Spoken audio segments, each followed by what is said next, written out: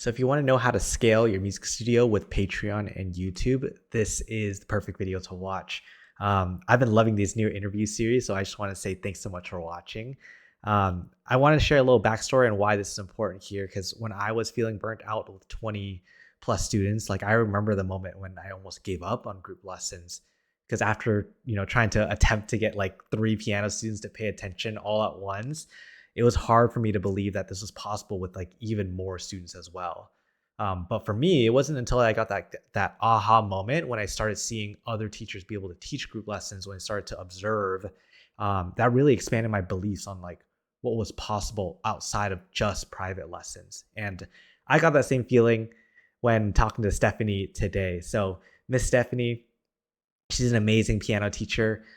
She will break down exactly how she runs her own version of what I teach called the hybrid model in her piano studio, so that she's able to make a secure income teaching, but without burning out teaching 40 hours a week. So not only has she escaped the traditional way of growing her piano studio, but she's been able to implement and innovate ways to help her earn more, like help her save time and pretty much have more fulfillment by like adding her own unique way of teaching group lessons, using her own YouTube videos to get her students faster results, and using Patreon to provide a great experience to her students, but without needing to teach private lessons as well. So I hope you enjoy this one. This one was a really fun one for me. Let me know how you feel about these interviews, who you would want on there if you want to send them my way. But I'm excited for you to check this out.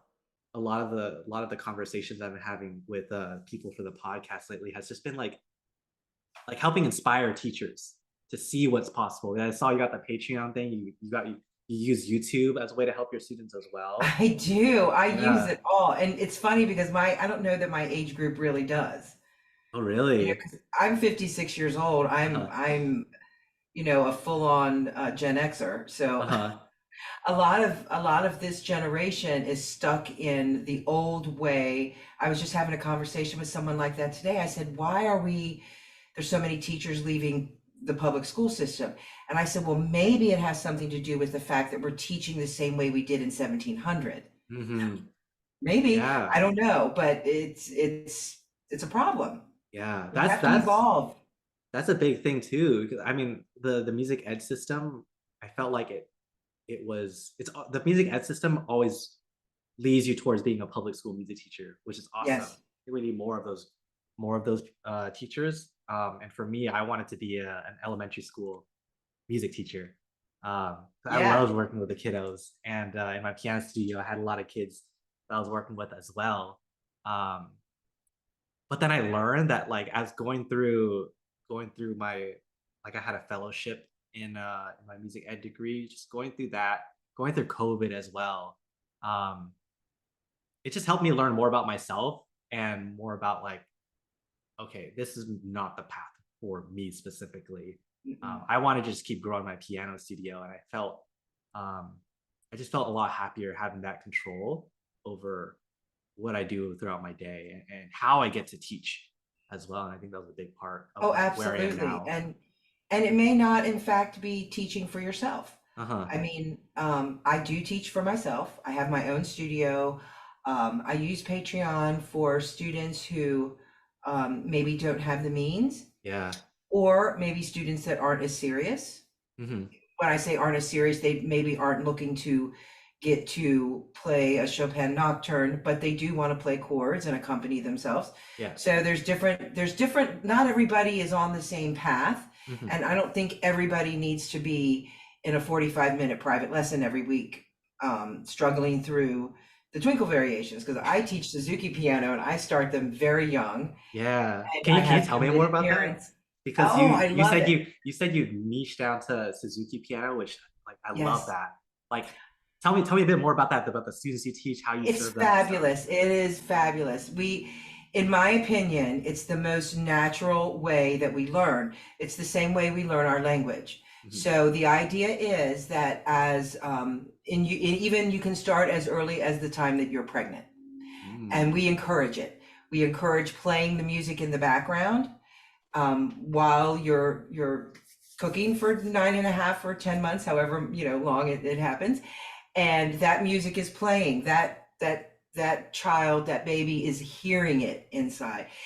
And then you continue playing that music, and we tend to recommend, as opposed to romantic period, we tend to recommend the classical period too. It's easier for their ears to pick it up. Um, and it's just like hearing language over and over again. You'll say mommy, mommy, mommy, or daddy, daddy, daddy, because you want them to repeat that word. And we believe in the Suzuki world that that's how you learn music. You learn it very young. You learn to play your instrument as early as 3, maybe later. That's fine too. But that's typically the earliest, because the muscles, aren't really ready to do anything until then. But you've already heard that music, right? So you already know what it sounds like. You sound it out with the guidance of your parents, and everyone learns together. It's a triangle. So the parent is just as important as the student, is just as important as the teacher. So it's a journey. And when the family is committed, you move along as not just a student, but as a family, and you're helping them learn to teach their children. Because unless they went to college and learned how to teach, they just give you, you have a child and you're just expected to know how to teach them. So it's actually applicable to all other areas of learning and development. We learn the alphabet A through G as they get old enough. And I flip my camera over and I have cards. They have cards that we've made. So we're playing the same games with each other, flipping around the cards and such. Nice. And the twinkles, what I really love about it is that the students, even with our reading repertoire, may be different. Our Suzuki repertoire is the same. So everybody, no matter where they are in the world, is playing the same repertoire. That's what I really like about it. How obviously, like, there's been a lot of work from different teachers to create the Suzuki method, but like I think the biggest benefit to that is that it's all systemized, right? Yes. It's all kind of systemized, standardized. I'm kind of curious, like that that method being systemized, does that help with being able to take the lessons out of just one-on-one and into like asynchronous lessons and or group lessons? Absolutely. Oh yeah, what's Absolutely. your been experience like? Oh, absolutely. Well, the twinkles are all of the technique. If you look at them in depth, like when you get a chance and you have like a half hour to really look at them and look what we're trying to teach with each twinkle variation, you'll find that it will really take you through intermediate to early advanced playing along with your scales. And really the scales are found in most of the pieces, at least starting in book 2, but I start scales earlier. But what I have found with the students all learning the same repertoire is that I can teach the repertoire online in YouTube, and I can do it as many times as I want. I've done the whole book. Now I've seen what I've seen. I'll probably go back and do, this song again.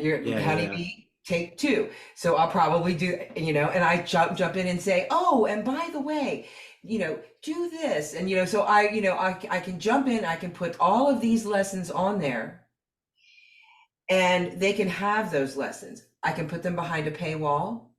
I can make some for free, some behind a paywall. So it depends on what you want to do with that. Do you want to earn your money from advertisements on YouTube, which can be lucrative? Or do you want to have people come once every 2 weeks to a group class, and everybody's using their videos, and then they pay to come once a month or twice a month together, and you videotape that, so then if they can't make it, they've got that class. So how'd you come up with the decisions for your own studio now? Like, how did you decide on what to offer? Because I feel like a lot of big problems that stops teachers from making that next step is just like that fear of the unknown. Like, oh, I could do it this way, I could do it that way. Like, well, a lot of it was trial and error, but a lot of it was watching what other people did and what was successful. Because I felt like I needed to have 2 tracks. I needed to have the Suzuki track that was really my serious students that are over here in this lane. And then I have the larger, in all honesty, not most people are willing to practice, in this lane. And so a lot of people from this lane will migrate over to this lane. This lane is more lucrative because that's where your group classes are. Hmm. And group classes are always more lucrative and they're more fun. More So if fun, it's a social exactly. thing, it's a social thing, right? But it's also motivating because you've got other people, oh, they're doing this, let me try to do this. And even with my private classes, we do groups. Hmm. So I don't do any makeups. Oh, I don't do any rescheduling. We come for a group once or twice a month. And if you miss, you miss. is that like a makeup thing or is it like everyone? Well, it's Everyone's. everyone. Oh, but if you don't make it to the group class, then you just come to the next one. You just come to the next one because we do theory, we do performance, we do, Yeah. but it's part of my teaching is a program. Hmm. So there's no this one lesson. Yeah, gotcha. I don't offer one lesson. I'm not that kind of teacher. Yes. So for And you, that's like, not really, it's not really great for your program. And I decided on Patreon because, especially lately, you can join for free. mm, So you can have people paying, say, $40 for one lesson, and then they can come to the group classes. hmm, Or they can pay $20 and come to the group classes. yeah. So there's different levels. And so it was important to me to offer something that was equitable. So somebody without the means could still come and have lessons. So for $10 a month, somebody could actually come, use my videos, and come to a group class, ask a question, get some personal attention, Yeah, there we which is go. pretty good. It's pretty outstanding Yeah. Sounds for like you got a lot everybody. of, sounds like you got a lot of experience creating different offers and things like that too, which is like a skill. I feel like that's a skill on its own. That's what It help out. kind of is. I've taught at a lot of schools. I taught at Levine School of Music in DC, Mhm. and I sang with Washington Opera, and they did a program there. And I taught at the Charleston Academy of Music. So I've taught at a lot of, and I've run some music schools at the Prince George's Community College. I ran their Suzuki program there. So you sort of learn to look at other people's program and what's working and what's not. Yeah. I mean, because like nowadays for an online offering, summer camps are great Mm. and they can be in the evening. So you can have a summer music camp go on for 1 hour an evening for 2 weeks or 1 week if you want, however you want to do it. And it's lucrative for everybody. It doesn't interfere with their daytime because really, let's face it, camp is daycare. Hmm. It is, and it is lucrative in person, but we want to keep that music going in the summer, so you can offer something in the evening. That's a really good way. I know a lot of music schools, that's how they make most of their income is through their summer programs. Mm. Interesting. Isn't it though? Yeah. I mean, it's not that surprising because people want them. People need them. They So, really do. They really do. And I teach at weird hours. Like I have students in the Asian market that come at 6 a.m. oh, yeah. I have students in Morocco that come at 9 a.m. So that's kind of tricky, keeping track of Yeah. everybody's time zone. So for you, did you start off like very first thing, you start off like just teaching one-on-one, right? I started one-on-one, but then when I really got into my Suzuki training, they Uh-huh. really recommend that you begin in a group Oh. So how'd you make of that transition? Like what was that very first step of just getting away from it just was relying on tricky. one It person? was really tricky because I felt panicked. Mm. There's all these kids, but when you have parents there, it's a big deal whether you're online or in person. If you require the parents to be there and involved, not only will the class go better, Oh. the homework will get done, the behavior in the class is everything is different because the child is sitting with their parent. Even if you're online, the child and the parent are sitting right, or whoever's doing the lesson with them could be Hmm. an older sibling or a grandparent or a neighbor, who knows? But caretaker, I don't. In DC, I had a lot of caretakers. Oh. They got nice music lessons. It was fascinating. It was fascinating. I had just as many caretakers as I did parents. So you like so you required like that they have someone there with them as part of the lesson. Absolutely, Awesome. especially, at 3 and 4. I figure until their brain has developed enough where you don't expect to help them with their homework in Mhm. school. Oh yeah, that's a good measure. And I like to do it like a what I call a breakaway, where so maybe for the first couple of years when they're little, you're sitting next to them. Hmm. And then maybe for the next couple of years, you're sitting on the couch, Yeah. listening and kind of taking notes and seeing so that when your child says, I'm stuck, you can help them. Yeah.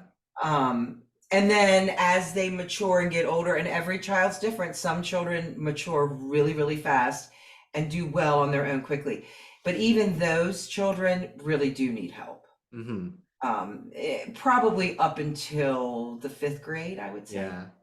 What I really like about um what I really like about the like the method that you're teaching that it kind of like naturally instills is you're just naturally attracting parents who want that involvement with their kids. Yes. It's like that's a big belief of the clients that you want, like your ideal clients. Um, Yes. how do you go about like making sure you attract those parents who do have that same belief as you, where they want to be that Well, involved? that's a good question. A lot of parents will, you really do have to have a good website, Mhm. or at least a website. I mean, what people don't understand is more important than fancy buttons is keywords. Yeah. So if someone's looking for Suzuki piano, oftentimes they're looking for an alternative to traditional, because like I can't tell you how many students I've had who have discovered that they were dyslexic or had some sort of learning disorder because of how orderly we are with our lessons. Yeah. And it wasn't a problem because that can be delayed, as you work on it, in school and in other areas. So it has, I think that it lends itself to, if you use keywords like, of course, Suzuki, early childhood development, early childhood education, neurodivergent, mother tongue approach, if you use some keywords that people might be looking for, Hmm. family music. Family. Yeah. And I do a lot of family music because I'm an opera singer. So I do, if you look at my YouTube, I have a whole section. I'm getting ready to break it into two channels because it's just getting ridiculous. But I have a lot of family sing-alongs where I teach a song and families can sing along. Hmm. Um, and so I think that as far as upping your income ability, I think that having the ability to reach more people at once, because once one parent finds out, they'll tell this parent and they'll tell this parent, and you need to encourage that.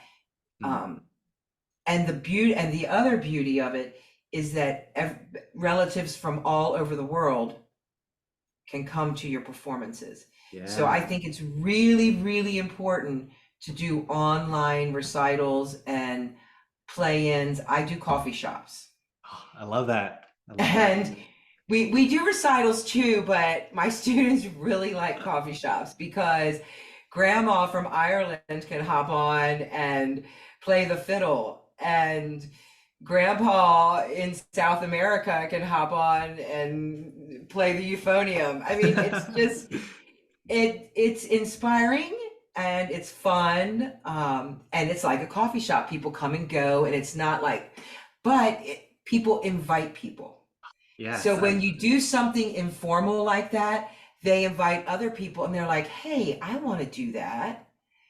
Um, Yeah. Or they bring their friends, and it's just like it's a snowball from there. it is. And so when people are enjoying what they're doing, and especially in the winters when it's so dark, so early, you can still have fun and do things and not have to go out in the freezing cold. Well, you don't because you're in California, probably. I know. I'm like looking outside right now. But it was like, it didn't get above 30 degrees today here in the DC area. Hmm. So, I mean, poor people in New York are freezing. Oh, I love that. Thank yeah, appreciate you for sharing that because I think that's so. so important that I feel like just it I feel like the problem it's just like a natural problem with one-on-one lessons that Mhm. there's not that many opportunities to share music, which is really what music is all about. Um, and I know for me, when I was growing up with piano lessons, a lot of the reasons why I wasn't really enjoying it as much as I should have until I realized it later on is because for all 8 to 10 years, it's just me and the teacher. The only time I'd Yeah, ever see the other students was piano twice is a the loneliest instrument on the planet. yeah. And that was a Think big about it. I mean, even a singer needs a pianist. mhm, And we sing in choirs. I mean, because I came up singing as much as I did playing the piano. mhm. And, the piano was my first, well, no, singing was my first instrument, but I started playing very young. Yeah. But it's very isolating. I mean, I would practice for 6 to 8 hours a day and not interact with another soul. Yeah. Um, so I think it's really, really important. I think it's important to do events like coffee shops. Yeah, I think that's it's important to do formal events. We're moving into a more tech world. So I think people need to learn how to be bigger than their box yes, on yes. online Yeah. I because you just do. I didn't even like I didn't find my joy and enjoyment in music until high school when I started doing like marching band and what really sparked that interest was the experience that was associated Yes, with music and just being able to make friends by being in band and we just so happened to play music. I started seeing music as like a tool to get these experiences. absolutely. And my Patreon classes are like that. So Nice. I have, so my Patreon is set up to where if you have private lessons with me, you can come to any Patreon events. So you can just jump on there for free and you'll get, I post videos, I post chord charts and, Nice. circle of fifths. I post a lot of things for people, no matter what level you're on. Um, and so, but if you saw the classes, they're almost like, um, they're part class and part social event Oh, I love that. because we do lighter music. Mhm. So, we're not really working on, I mean, the piano students use, we use the Bear book. Uh-huh. We do use the Suzuki book. That's a little bit heavy for them, but, technical wise, but we do use the Bear book. Mhm. Um, and we do a lot of chords. Nice. And I make everybody sing. They can turn their mics off, but they need to learn to sing and play. Mhm. Um, because again, music is social, and I feel like pianists tend to be isolated and they tend to be perfectionists. Yeah. So if you celebrate Christmas or Hanukkah, you learn the dreidel song. Well, if you don't play it perfectly and people are singing with you, you fall apart. Right. And that Mhm. tends to happen. Same with, Christmas songs are hard. And but if you can learn to play the chords and if you can do it with a group and sing along, then when Sally and her crew comes over, Exactly. you have achieved something. It's not just, oh, I've been playing for 2 years and I can play, a minuet. Well, that doesn't do you any good when people are coming over and want to do show tunes, Mhm. Mhm. right? And then the Exactly. other thing that we do on the coffee shops is that I will send out and say, okay, this is going to be our grand finale. So everybody can play something solo or sing something solo, and it's a great time. And then at the end, everybody turns that they just I set the and we turn and everybody does the same. So Yeah. we kind of jam together, but in our online style. So it's kind of Nice. cool. It sounds fun. It sounds like you created a culture where people look forward to it and more importantly, like they understand the now like the purpose of music. It's like They do, sharing and they love. can move at their own pace. So if they Mhm. want to stay at the same level for 6 months, but they still want music in their life, that's okay. Yeah. And then when they're ready, they can move to the next level. We don't want to leave them behind just because they're not ready to move on. You can't constantly be moving forward. You have to plateau. Mhm. Plateaus are good. Yeah. And plateau is sometimes where the magic happens. Yeah, 100%. One of the things I was really wondering is because like you've added all of these things into your studio, like what do you feel like the biggest challenges that you went through were, or maybe some things that surprised you or that you weren't expecting in terms of adding The new most offerings? thing that was challenging was making the classes for piano and the classes for ukulele are completely different. Mm, And it was really a challenge to make the piano classes meaningful for the masses. When you say meaningful, like what do you mean specifically? Well, I wanted every class for every level of person to walk away learning something. Hmm. So it took me a while, but what I decided to do was we meet twice a month. Yeah. And the first time we meet, we do nothing but scales, chords, and technique. That's all Hmm. we do. So no matter what level you're on, you can either do 4 octaves, 1 octave, 5 notes, whatever, but your level, that's what we're going to work on. And Hmm. I'll demonstrate it on all levels and everybody works. And I can listen to the way my software is set up. I can keep everybody front and center. It's almost like a piano lab, and I Yeah. can just listen to one person and nobody else can listen to them. I Oh, don't have to cool. break out into a room or anything. Everybody's right there. Hmm. Um, yeah, so that works really well. So for voice and ukulele, it was more organic, natural. Everybody wants to learn the same things. Um, Sometimes the vocal people will learn something different, but really, technically speaking, everybody's kind of, but piano's a different monster. Piano, you Yeah. have to really think and make it meaningful for everyone in the class, or the newbie is going to be left behind, or the one who's advanced is going to be like, Yes, yeah. Because I've heard from so many music teachers that they've kind of worded it a different way, but what I've dwindled it down to is that they have a hard time systemizing their pedagogy mhm, to like a syllabus or a course or curriculum or something like mhm. that. Especially when you teach one-on-one, naturally you're always going to be basing your lesson off of what does the student in front of me really need, and then you go to another student, you might be teaching Exactly. something else. Like how have you been able to systemize your teaching so that it Well, what, becomes like I easier that said, way? what I did was on the first of the month, we worked strictly on everyone's technique. Uh-huh. So I'll turn the metronome on and we do 1 octave. And if that's all you're doing, then you continue to do octave, because then we move to bum bum bum bum bum and then bum bum bum bum bum bum. So everyone will be challenged, whether you're a Uh-huh. beginner or advanced. And then we do the same thing with chords. Yeah. We learn the chords in root position, but I move on immediately to cadences. Yeah.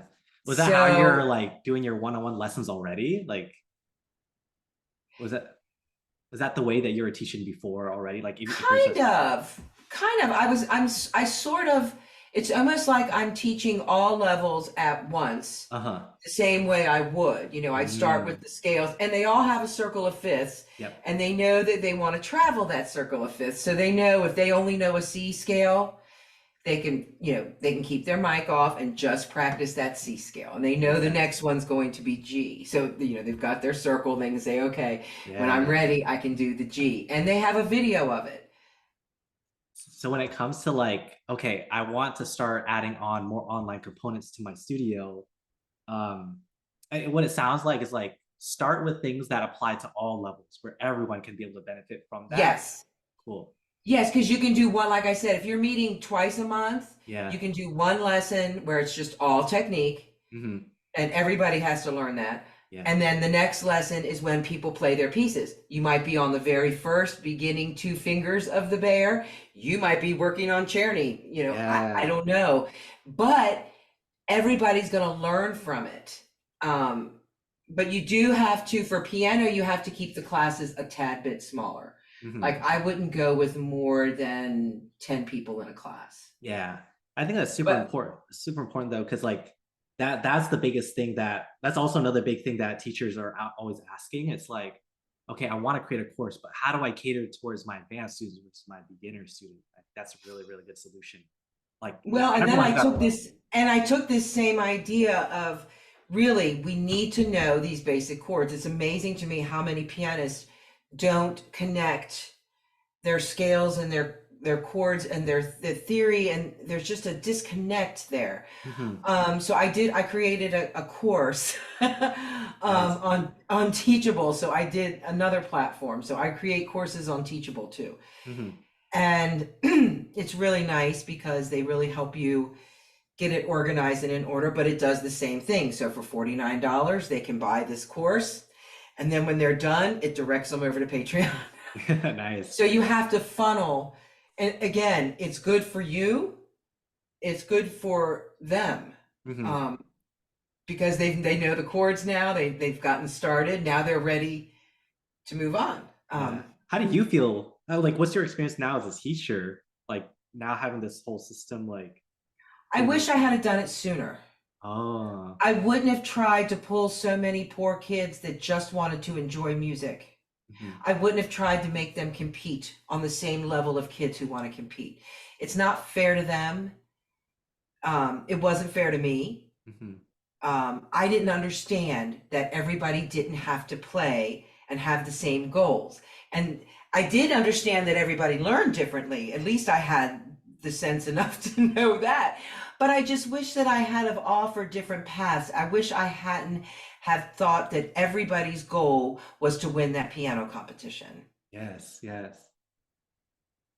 And That's it's also powerful. not a good business model. Yeah. That's powerful too, because that connects to a lot of what I teach my clients about when you just have one-on-one, you you limit yourself from the other students that would be better served in different capacities in different environments. Because not. Everything about it. I mean, Mhm. you might hear a piece that they're playing. Like one of my students is playing, I can't remember the name of it. You'll recognize it. Da da da da da. It's that da da da. Everybody plays it. No worries. Da da da da da da da da da da da da da da. It's everybody plays it. She was so excited to play it, and she's playing it slow as molasses. But guess what? She's excited. The other students recognize it, and they're like, "Oh, you're playing that!" And so it just, if you're excited, you're going to Mhm. practice and you're going to want to come back. And you know, we're not just creating a business for ourselves, but we're continuing to create an audience for the future. Mhm. Yeah. I love that. I love that. Appreciate you for sharing that. That's super important, I think. I really do. Yeah. So I I think that guess. things that you do that are good for your business are alternatively good for the greater good. Mhm.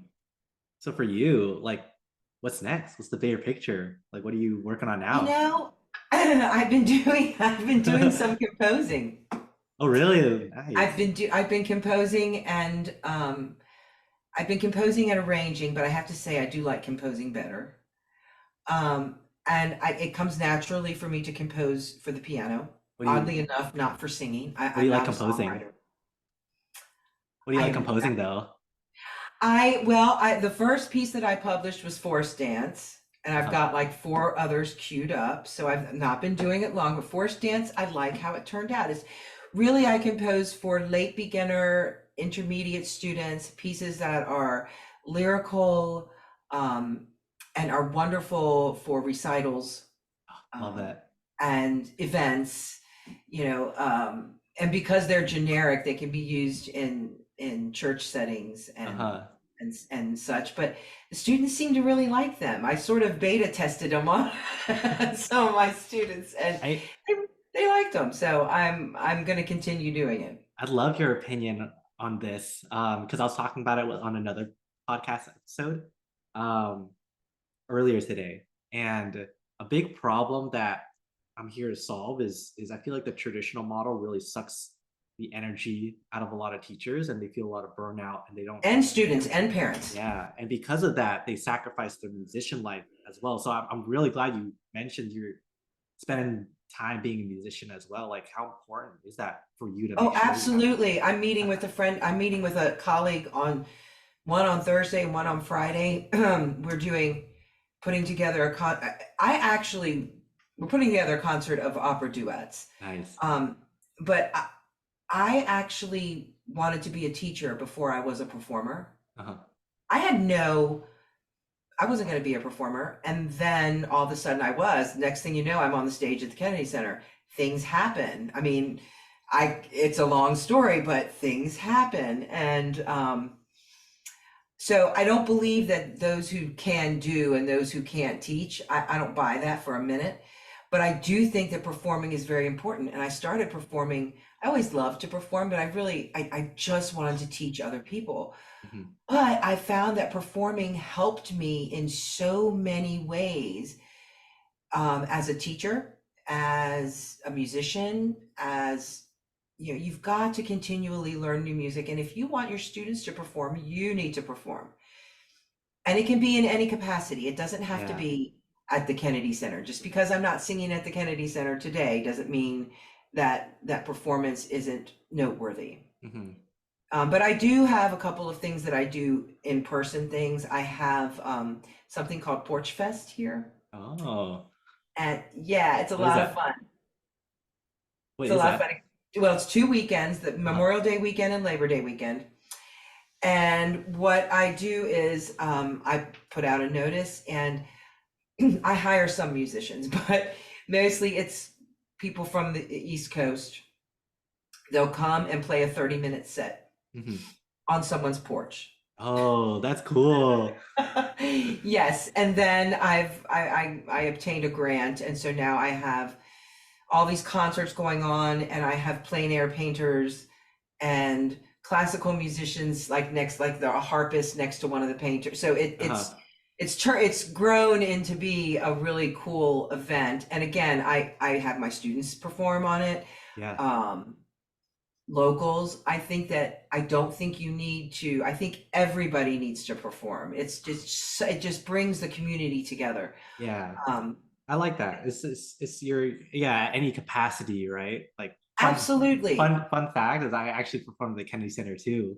Oh, did Yeah, yeah. you? When? It was in high school for our we had like a our wind ensemble performed there for like for a festival or something like that. So that was a really good experience. Isn't it cool? Well, my first time I performed there, um, I guess I was maybe about 11. Uh-huh. I think it was because I went to school in DC. I mean, Yeah, I'm in you're Washingtonian. I was, in the suburbs of DC. So, our state choirs would perform there, big, mhm. huge concerts. Yeah, so that was my first time. Who would have known that that would have been my job? All those years later, I spent like 10 years singing with the Washington Opera. So who would have known, right? Yeah, I know. But the porch fest, that's super cool too. For me in DJing, um, like there's so many times this year, I just go to the beach, bring my DJ set, and be able to perform or just start playing music. Or same thing with like at the park, I'll just bring my DJ set and start playing music at the park, just like bringing music to the public. I think more people definitely need to do that. It's so important. Yeah. And it used to be that that's what it was, that people made music, Just everyone did. yeah. Uh-huh. Um, Not like that anymore, but hopefully it'll get like that. I think Yeah. being online is spreading music lessons far faster than in person. Yeah, I love that. It really is. I'm glad you've And taken advantage of it all. absolutely. And I think that there's so many other things that you can do, as a creative. I mean, most people I just don't think you should put all your eggs in one basket. Hmm. Yeah. And group teaching is really the way to go, not just financially, but motivating students. It's just incredible. Hmm. And people can move up from group to private if need be. And like I said, a lot of mine do both. Yeah. I love it. Awesome. Well, lastly, um, yeah, where can people find more about you, Stephanie? Like in the work you do? Oh, well, I adopted the name Miss Stephanie, the music teacher, on YouTube. You can Nice. kind of find me around the interweb there. And I'm also Charm City Mezzo.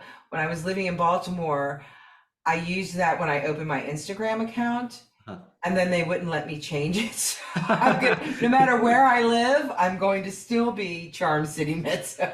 Okay, Charm City Mexo. Yes, but there's all sorts of free tutorials on YouTube. I have a lot of shorts, and from YouTube, there's links where you can find me on Patreon. Yeah. Um, And you can follow me there for free. And I even have a section where you can join for $5 just to support the YouTube videos that are free for everyone. I love it. I love it. Yeah, I was checking out some of your links, so feel free to send over them to me. I'll put them in like around the video. I'll put them in the description. Absolutely. I'll send you my link tree. Sweet. But yeah, thanks so much. Again, really, really appreciate you for coming. It's great talking to you. I'm always excited to talk to people who are so interested in the business side. I think that that's something that has been forgotten at conservatory. Yeah. And you know, they give you your degree and then they don't give you any guidance as to what to do. No, I mean, I've firsthand experienced that, like, just the music ed curriculum doesn't teach you any of that at Mm-mm. all. And especially the music performance side as well. And I feel like No. even the I feel like I don't want to dig like the dig in music school here, but like even like the music entrepreneurship route at my school, it sets you more up to work in the music business rather than make your own business or something like that. Yeah, you know, I think that the best thing that anybody can do is find somebody who's already doing it Mhm. and talk to them, Yeah. because not everybody is going to, you know, my way of doing things isn't going to work for everyone. Mhm. But it works for me for now, and I'm always updating and Yeah, exactly. And that's how, figuring out a better way. yeah, that's how I learned too. It's just like learning from different people, but like taking what works for me. And yeah, it's been a journey. It's been a journey for sure. I didn't realize, though, I have to tell you, anybody who watches this, I did not realize how much different it was teaching group piano than it was teaching group voice or group ukulele. Yeah, whole different beast. Whole different beast. You really have to do a lot of even if it's not so much writing down the plan, you have to know in your mind how. But once you get it down, you just know to do it. Level Yeah. 1, 2, 3, 4. Everything you do it on 4 different levels. There So we go. Yeah. So if anyone watching has any questions um, around switching out of one-on-one lessons or being able to add on more so you can make more and be able to not have to teach as much, feel free to reach out to me. I can always chat. Feel free to reach out to Stephanie as well if you want to hear more about what she's or how she started. Um, I'm pretty sure you'd be open to talking to anyone. yeah, and stalk some people on Patreon. See how they're doing it. Yeah. But other than that, like hopefully everyone's enjoyed this. Yeah, appreciate you, Stephanie. Yes, thank you so much.